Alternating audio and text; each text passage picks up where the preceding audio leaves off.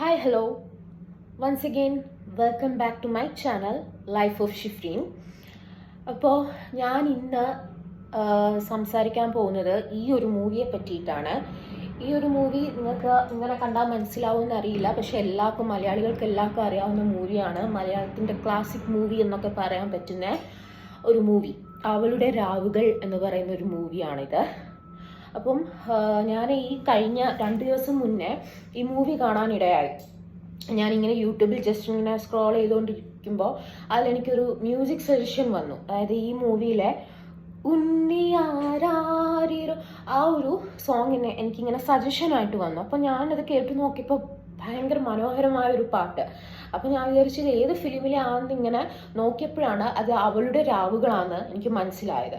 അപ്പോൾ ഞാൻ ഓർത്തു ഈ ഫിലിം ഒന്ന് കണ്ടു നോക്കാം. കാരണം നമ്മൾ ചെറുപ്പത്തിലെ ഇങ്ങനെ കേട്ടിട്ടുള്ളത് പറഞ്ഞാൽ ഈ മൂവി ഭയങ്കര എ ഗ്രേഡ് മൂവിയാണ്, കൊള്ളരുതാത്ത മൂവിയാണ്, ഇത് കാണരുത് എന്നൊക്കെയാണ് നമ്മുടെ ബ്രെയിനിൽ നമ്മളെ പറഞ്ഞ് പഠിപ്പിച്ചിട്ടുള്ളത്. അപ്പോൾ ഞാൻ വിചാരിച്ചു, ഈവൻ ഞാൻ പോലും ഞങ്ങളുടെ ഫ്രണ്ട്സിൻ്റെ ഇടയിലൊക്കെ ഇരിക്കുമ്പോൾ ഞാൻ ഇങ്ങനെ നീ അവളുടെ രാവുകൾ കണ്ടിട്ടുണ്ടോ എന്ന് പറഞ്ഞ് കളിയാക്കാറൊക്കെ ഉണ്ട്. അപ്പോൾ ഈ മൂവി കാണാൻ അന്നൊന്നും ധൈര്യമില്ലായിരുന്നു. അപ്പം എന്തായാലും ഇങ്ങനെ ഒരു സജഷൻ വന്നപ്പോൾ ഞാൻ വിചാരിച്ചു, ഓക്കെ, എന്നാൽ ഈ മൂവിയിൽ എന്താണ് ഇത്രയും കാണാത്തക്ക വിധത്തിൽ എന്താണ് ഈ മൂവിയിലുള്ളത് എന്ന് ഒന്ന് നോക്കിയിരിക്കാന്ന് കരുതി ഞാൻ കണ്ടു. And it was just A wonderful beautiful movie. ഞാനിത് എല്ലാവർക്കും റെക്കമെൻഡ് ചെയ്യും, എല്ലാ മലയാളികൾക്കും ഞാനിത് റെക്കമെൻഡ് ചെയ്യും. ഇതിൽ കാണരുതാത്തെന്ന് പറയാനായിട്ട് ഒന്നുമില്ല. ജസ്റ്റ് എ ഗ്രേഡ് മൂവി എന്ന് പറഞ്ഞ് ഇത് തള്ളിക്കളയാൻ പറ്റുന്ന ഒരു മൂവിയല്ല. ഇത് നമ്മളെ ചിന്തിപ്പിക്കുന്ന ഒരുപാട് കാര്യങ്ങൾ, ഒരുപാട് ചോദ്യങ്ങൾ നമ്മളെ തന്നെ ചോദിക്കുന്ന ഒരു മൂവിയാണിത്. ഇന്നും സമകാലീന പ്രസക്തിയുള്ള ഒരു മൂവിയും കൂടെയാണ്. അപ്പം അന്ധകാലത്ത് ഇത്രയും സെൻസിറ്റീവായിട്ടുള്ള ഒരു സബ്ജക്റ്റ്, ഒരു തീം എടുത്ത് മൂവിയാക്കി അത് റിലീസാക്കുക എന്നൊക്കെ പറയുന്നതിന് ഒരു ചെറിയൊരു ബോൾഡ്നെസ് അല്ലെങ്കിൽ ചെറിയൊരു ധൈര്യമൊന്നും പോരാ. സോ അപ്പോൾ അതിന് IV ശശി സാറിനും ഈ സിനിമയിൽ അഭിനയിച്ച എല്ലാ കഥാപാത്രങ്ങൾക്കും, ചെറുതും വലുതും ഈ സിനിമയിലെ ഭാഗമായ എല്ലാ കഥാപാത്രങ്ങൾക്കും അവരൊരു വലിയൊരു റെസ്പെക്റ്റ് അല്ലെങ്കിൽ വലിയൊരു അഭിനന്ദനങ്ങൾ തന്നെ അവർ അർഹിക്കുന്നുണ്ട്.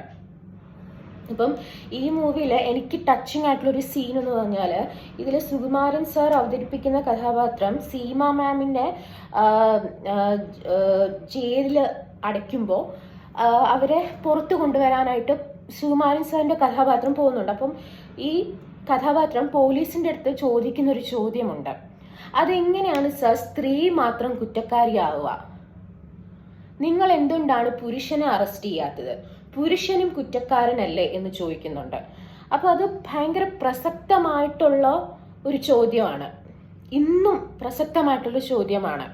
അപ്പം ഇതിൽ മെയിനായിട്ടുള്ള കഥാപാത്രം സീമ മാം അവതരിപ്പിച്ച രാജമ്മ എന്ന് പറയുന്ന, രാജി എന്ന് വിളിക്കുന്ന ആ ഒരു കഥാപാത്രമാണ് മെയിനായിട്ടുള്ള കഥാപാത്രം, ഈ ഫിലിമിലെ നായിക. അപ്പം അവർ വേശ്യയാണ്. അപ്പം ഇവരെങ്ങനെ വേശ്യയായി എന്ന് ഈ ഫിലിമിൽ കാണിക്കുന്നുണ്ട്. അതായത് അവർ വളരെ ചെറുപ്പത്തിൽ തന്നെ അവരുടെ അച്ഛനും അമ്മയും മരിച്ചുപോയി. പിന്നെ ഇവക്കുള്ള ഒരു അനുജൻ മാത്രമാണ്. ഈ അനുജൻ എന്ന് പറഞ്ഞാൽ തൊട്ടിൽ കിടക്കുന്ന പ്രായമേ ഉള്ളൂ. ഈ കുട്ടിക്കും പ്രായം കുറവാണ്. അപ്പം ഈ അനുജനെ, ആ ഒരു ചെറിയ പ്രായത്തിൽ തന്നെ ഈ അനുജനെ നോക്കേണ്ട ചുമതല ഇവരുടെ തലയിലായി. അപ്പം അങ്ങനെ അവരെന്നെ അറിയാതെ ഈ ഒരു ജീവിതത്തിലേക്ക് ആയിപ്പോകുന്നതാണ്. തെരുവിലേക്ക് അവർ ഇറങ്ങുന്നു, അനാഥയായി അവർ തെരുവിലേക്ക് അവർക്ക് ഇറങ്ങേണ്ടി വരുന്നു. അങ്ങനെ അവർ തന്നെ അതിൽ ആ കഥാപാത്രം തന്നെ പറയുന്നുണ്ട്, ഞാൻ പോലും ഒരിക്കലും ചിന്തിക്കാതെ എപ്പോഴോ ഞാൻ ഇങ്ങനെ ആയിപ്പോയി എന്ന് അവരെന്നെ പറയുന്നുണ്ട്. പക്ഷേങ്കിൽ പിന്നീട് ഈ ഒരു കഥാപാത്രത്തിന് ആ ഒരു ലേബൽ, വേശ്യ, പ്രോസ്റ്റിറ്റ്യൂട്ട് എന്ന് പറയുന്ന ആ ഒരു ലേബലിൽ നിന്ന് ഈ ഒരു കഥാപാത്രത്തിന് പുറത്തിറങ്ങാനായിട്ട് പറ്റുന്നില്ല. സൊസൈറ്റി അതിന് സമ്മതിക്കത്തില്ല.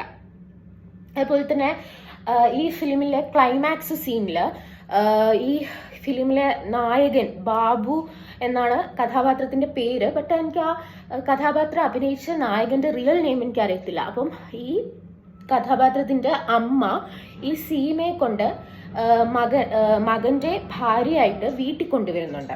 പക്ഷെ അച്ഛൻ ഇതിന് സമ്മതിക്കത്തില്ല, അച്ഛൻ ഈ ബന്ധത്തിനെ എതിർക്കുന്നുണ്ട്. അപ്പം അമ്മ അച്ഛൻ്റെ അടുത്ത് പറയുന്നുണ്ട്, ഞാൻ ഇവളുടെ കഥകളെല്ലാം കേട്ടു, ഇവളുടെ സ്ഥാനത്ത് അന്ന് ഞാനായിരുന്നെങ്കിലും ഞാൻ ഇങ്ങനെ തന്നെ ആയിപ്പോയേനെ എന്ന് പറയുന്നുണ്ട്. അപ്പൊ അച്ഛൻ തിരിച്ചു പറയുന്നുണ്ട്, ജീവിതം എന്ന് പറയുന്നത് അലക്കി വെളുപ്പിക്കാൻ പറ്റുന്ന ഒന്നല്ലെന്ന്. അപ്പൊ മകൻ തിരിച്ചു ചോദിക്കുന്നുണ്ട്, അച്ഛാ, നമ്മൾ ഈ കള്ളന്മാർക്കും കൊലപാതകങ്ങൾക്കും ഒക്കെ നമ്മൾ മാപ്പ് കൊടുക്കാറില്ലേ, അതേപോലെ ഇവക്കും മാപ്പ് കൊടുത്തൂടെ എന്ന് ഈ മകൻ അച്ഛൻ്റെ അടുത്ത് തിരിച്ചു ചോദിക്കുന്നുണ്ട്. ഈ ഡയലോഗ്സ് ഒക്കെ തന്നെ നമ്മളെ ചിന്തിപ്പിക്കുന്ന ചോദ്യങ്ങളാണ്, നമ്മുടെ മലയാളി സമൂഹത്തിനോട് ചോദിക്കുന്ന ചോദ്യങ്ങളാണത്. സോ എനിക്ക് പേഴ്സണലി ഭയങ്കരമായിട്ട് ഇഷ്ടപ്പെട്ട മൂവിയാണ്, മസ്റ്റ് വാച്ച് മൂവിയാണ്.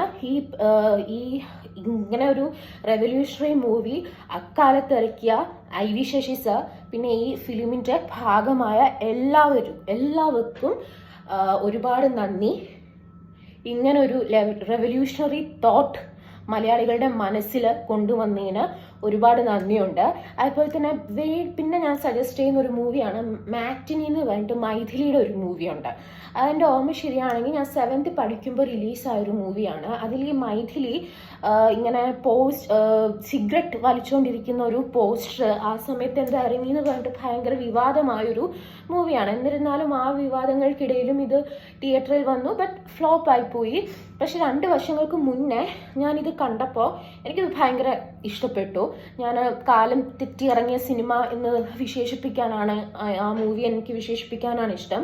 അപ്പോൾ ആ മൂവിയും കാണാം, ബട്ട് ഈ മൂവി മസ്റ്റായിട്ട് കാണാം.